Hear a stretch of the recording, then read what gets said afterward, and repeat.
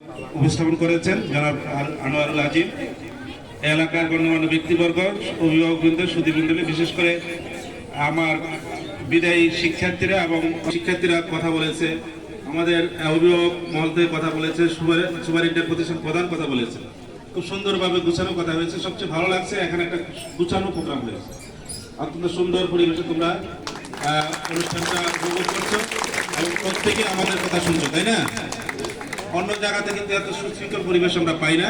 সেজন্য এই প্রতিষ্ঠান কর্তৃপক্ষকে আমি আন্তরিক ধন্যবাদ জানাই। আসলে এই প্রতিষ্ঠানের নিয়ন্ত্রণ কম ছিল, যার ফলে ফলাফল অতীতে একটু খারাপ হলো। এখন কিন্তু সুন্দর ব্যবস্থাপনার প্রতিষ্ঠান চলছে। এটার একমাত্র এই সুন্দর ব্যবস্থাপনার মূল কারিগর হচ্ছেন মূলত প্রতিষ্ঠানের সভাপতির দায়িত্ব যিনি পালন করছেন নির্বাহী বিচার মহোদয়। যখন যে নির্বাহী বিচার মহোদয় আসছেন সবাই সহায়তা করেছেন। যেমন সামনে যে জায়গার অর্থায়নে একটা 2টা রুম হয়েছে, তাই না? এবং পর্যায়ক্রমে কিন্তু কাজ হচ্ছে। এখন আপনি বহুতল ভবনের কথা বলছেন, এটা প্রক্রিয়া আছে, সরকার করবে। মূলত আমরা যেই পরিবেশে থাকি না কেন, আমাদের শিক্ষকরা যদি মনোযোগী হয়, শিক্ষার্থীরা যদি আন্তরিকতার সহিত ক্লাস করে, বিশেষ করে কারিগরি প্রতিষ্ঠানগুলোর রেজাল্ট ভালো হওয়ার একমাত্র কারণ হচ্ছে এখানে ট্রেড রয়েছে। ট্রেড অনেকগুলো সাবজেক্ট রয়েছে, যে ট্রেডগুলো তারা হাতে কলমে শিখে এবং সাথে সাথে সেটার ফলাফল আমরা পাই। সেজন্য এখানে ভালো ফলাফল করার সুযোগ বেশি। এই জন্য তোমরা অত্যন্ত ভাগ্যবান যে কারিগরি প্রতিষ্ঠানে লেখাপড়া করছো। সাধারণ শিক্ষার পাশাপাশি কারিগরি কিছু বিষয় তোমরা জ্ঞান অর্জন করে ভবিষ্যতে উচ্চশিক্ষা করার সুযোগ আছে। যদি উচ্চশিক্ষা অর্জন করতে নাও পারো, এই জ্ঞান লব্ধ, এই অভিজ্ঞতা লব্ধ জ্ঞান দিয়ে বা এই ক্লাসের যে জ্ঞান দিয়ে তোমরা ভবিষ্যতে যে কোনো প্রতিষ্ঠা হওয়ার জন্য, জীবন চালানোর জন্য যথেষ্ট জ্ঞান তোমাদের অর্জিত হবে। তো তোমরা অত্যন্ত মনোযোগের সহিত পড়াশোনা করবে। আগামী এপ্রিল মাসের 10 তারিখ পরীক্ষা, সময় বেশি নেই। আমাদের ওই শিক্ষক তার বক্তব্য বলেছে যে আমাদের সময়ের সর্বোচ্চ ব্যবহার করতে হবে, নাকি? সময়ের সর্বোচ্চ ব্যবহার বুঝো? সময়, আহার, নিদ্রা, আর কি বেশি জরুরি কাজ কি? পরিষ্কার পরিচ্ছন্নতা থাকা, যেগুলো ঘুমাতে হবে, খাইতে হবে। আর পরিষ্কার পরিচ্ছন্ন থেকে তোমার এই কয়টা দিন প্রয়োগ করে সময়ের সর্বোচ্চ ব্যবহার করবে। তাহলে তুমি সারা বছর যদি কিছু ফাঁকি যদি দিয়েও থাকো, তোমার এই সময়টুকু যদি সদ্ব্যবহার করো, তোমার ওই যে কাঙ্ক্ষিত ফলাফল, যেটা তুমি যে যা পড়ছো তাই তো ফলাফল হবে, নাকি? হ্যাঁ, আম গাছে তো কাঁঠাল ধরবে না, নাকি? তুমি যেটা ফলাফল, তুমি যেটা লেখাপড়া করছো সেই ফলাফলটা তুমি একবার সর্বোচ্চ ফলাফলটা তুমি পাবে। এই জন্য এই সময়ের সর্বোচ্চ ব্যবহার করবে। এবং সামনে রোজার মাস, যার যার ধর্ম অনুযায়ী, বিশেষ করে যারা ইসলাম ধর্মে বিশ্বাসী, নামাজ রোজা করবে, আল্লাহর কাছে সাহায্য চাবে। ঠিক আছে? আল্লাহ চাইলে তোমার মনকে পরিবর্তন করতে পারে। বিশেষ করে ফেসবুক সহ বাস্তবে যে বিষয়গুলো তোমাদেরকে বেশি ডিস্টার্ব করে, তাই না? এটা দিনে কোনো না কোনো সময় এটাকে ব্যবহার করতে ইচ্ছে হয়। তোমরা কি ফেসবুকে তো ব্যবহার করো সবাই, নাকি? আমরা যতই নিষেধ করি না কেন, এটা আপাতত এই নিষিদ্ধ, নাকি? তোমার শিক্ষক মহোদয় বলছে না? বিশেষ করে অভিভাবক বা মা বাবারা তো কখনো চায় না তার ফলাফল খারাপ হোক তার সন্তানের।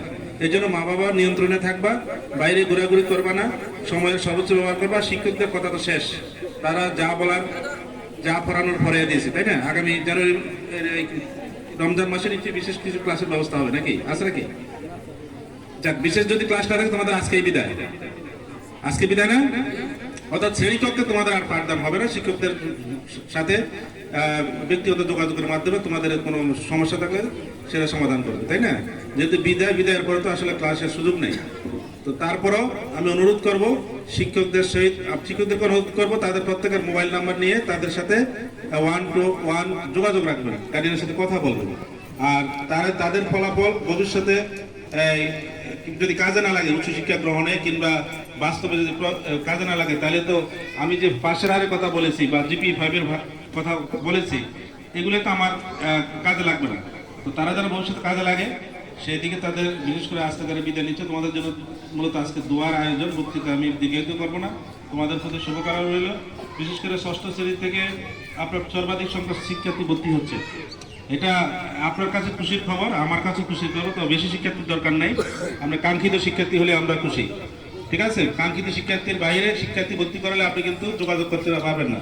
এই জন্য আপনার কাম্য শিক্ষার্থী দিয়ে আপনি আপনার এই প্রতিষ্ঠান যেহেতু বসার ব্যবস্থা সংকট রয়েছে, এই জন্য কাম্য শিক্ষার্থী থাকবে। আর বিশেষ করে মেয়েদের জন্য একটা হাততালি হবে।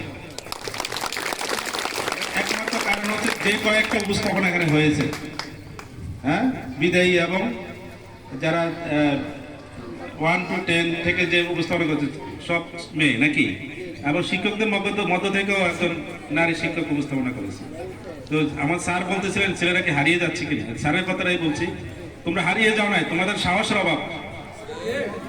কারণ উপস্থাপনা যদি যদি যদি কি বলে কিনা বিদায়ীদের থেকে যদি মেয়ে শিক্ষার্থী হয়, স্বাগতদের পক্ষ থেকে ছেলে শিক্ষার্থী হবে, এটা কেড়ে নিতে হবে স্যার, হবে না, আমরা আছি তো।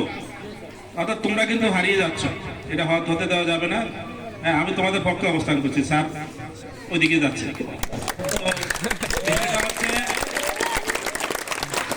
স্যার হচ্ছে মেয়েদের জন্য অনুপ্রেরণা, তাইলে তোমাদের কি হতে হবে, স্যারের চেয়ারে দখল করার স্বপ্ন দেখতে হবে।